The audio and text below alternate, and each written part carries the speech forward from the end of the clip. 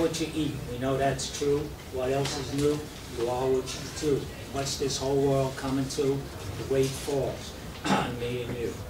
Everybody eats. That's a natural fact. Skinny or fat, that's where it's at. Meat on the street or behind your back. So me and Mama went to get some food. We wanted something good in the neighborhood. We rolled and strolled to the supermarket. Took the shopping cart and parked the bananas from Costa Rica, 99 cents a pound. Apples from New Zealand, they were big and round, weighing in at $2.50 a pound. That's 80 cents an apple. How does that sound? The whole store full of boxes and cans, jars, jellies, and jams from 100 different lands. Food with monosodium glutamate, calcium propionate, diethylmethyl benzoate. I would hate to see that shit. I would hate to see that stuff on my plate. Prices high as the sky. It's not so funny. I stopped dead like Fred and said to my honey, who is making all this money? It makes you want to holler when you get to the dollar. Here's the situation. You're talking giant multinational agricultural corporations. Del Monte, Unilever, and Cargill, Arch Daniels, Midland, and General Mills, Kellogg's, Kraft, and Nestle, R.J. Reynolds, Conagra, and Pepsi. They sell all the food in the supermarket.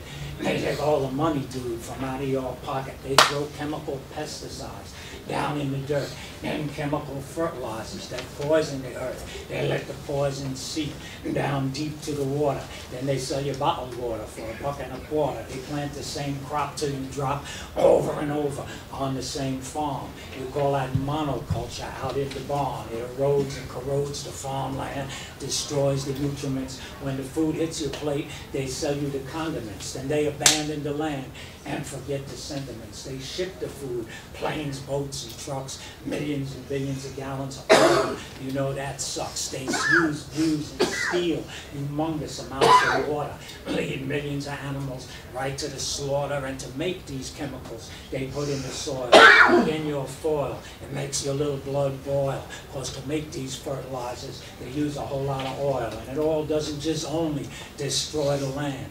It poisons farm workers through their breath and through their hands. And there's hundreds of millions of farm workers in the world for sure. Food packers, food processors, hundreds of millions more, millions of food workers at the restaurant and store. The big number you're waiting for, 1 billion people across this world, man and woman, boy and girl. 1 out of 6 people on earth work with food.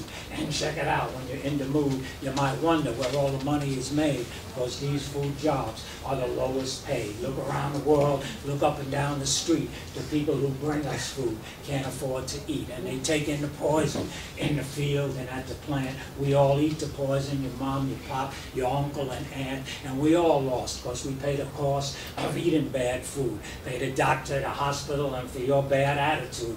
That cavities, pressure, diabetes, and cancer, bad air, bad water, bad food is the answer. Brought by Unilever, Nestle's, and Cargill, Arch Daniels, Midland, and General Mills, Kellogg's, Kraft, and Nestle, R.J. Reynolds, Conagra, and Pepsi. Because you are what you eat. We know that's true. And what else is new? You are what you do. And what's this whole world coming to? The weight falls on me and you. Because it's corporate agriculture that grows the grain. And what they do with it might bring you pain, or a little shame, or maybe blame, because they don't feed grain to people. They feed it to cows. To make all the money the system allows, throw the cows in the feedlot, stuff them up with grain, shoot them up with medication, let them suffer in pain and the shame of it all, just so we can eat meat, and lay the blame for your health problems on the meat you eat. And the grain that goes to feed 1 cow could feed 20 people in the world right now. And all these cows make tons of methane, and methane got the claim to fame to have as much global warming as anything you can name. So forget your big whopper in the fast food lane. It's healthy and more efficient to eat a little more grain. But corporations just think efficiencies of money, and when they pay off the government, it's not too funny, because when the money's lent, the message is sent, the rules are bent, and we get bad food policy from the government because these giant chemical, industrial, agricultural corporations get subsidies and tax cuts all across the nation. Subsidies for the grain they feed to cows, all the tax break the law allows for corn syrup, corn sweeteners, stuff that harms us, and no help at all for the family farmers. And these companies get so much of our money, they hop-stop around the world like the Easter Bunny and go and do something really crummy. They undersell farmers all around the world till that farmer can't feed his own little boy and girl. And immigration, you understand, is when people can't survive on their own land. They knock the farmer off the farm, throw him up on the shelf, now they got the customers all to themselves. And the Monsanto company patents the seeds, so farmers everywhere can't get what they need, and the greed of these corporations really got no limit. Their only question is there money in it. It's bad and sad to think on the actual facts that any human beings would commit such acts to poison all the bees just to get the honey, to poison the whole world just to get the money. But we don't sing this song just to say it's wrong. It's about what's going to happen before too long, because it's not just about you getting good food to eat. You might buy organic, get that healthy treat, but sooner or later it's going to bring you pain, because corporate agriculture can't be sustained. You can't poison the water, poison the air. You can't poison the earth and still live here. It's a sure enough sure thing. There's nothing probable. Like some germs are not containable, corporate agriculture is not sustainable. You can drift and shift the facts, but you just can't fake it. Our mother, the earth, just can't take it, because you are what you eat. We know that's true. And what else is new? You are what you do. And what's this whole world coming to? The weight falls on me and you. So from us being real stupid way back in the day, now we can say we have come a long, long way. Now we know that there's enough land. We also understand there's enough food for every woman or man. So we got more people getting vocal. We got more people buying local. You take your shopping cart and really park it. Go down to your local farmer's market. Talk to the farmer. Get to know him if you can. Find out what he puts into his land. If he's doing it right, shine your little light. Try and support him with all your might. Try and support him with all your might. Oh my goodness. Try and support him with all your might. If he's doing it right, shine your little light and try and support it. Brand new. Sorry, guys. It's okay. You got your cheat sheet? I didn't finish. Okay. Can you get that last part out? I got to start a little earlier. Okay. Take your shopping cart and park it. Go down to your local, brand new guys, down to your local farmer's market. Talk to the farmer. Get to know him if you can. Find out what he puts into his land. If he's doing it right, shine your little light.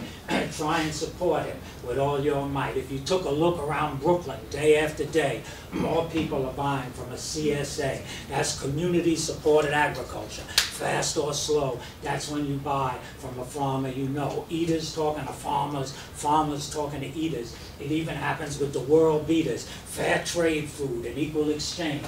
It helps you, keeps your right and wrongs arranged. And when food aid organizations bring relief to people who come to grief, let them buy from local farmers. Where's the beef? Let the tree and the branches feed the leaf.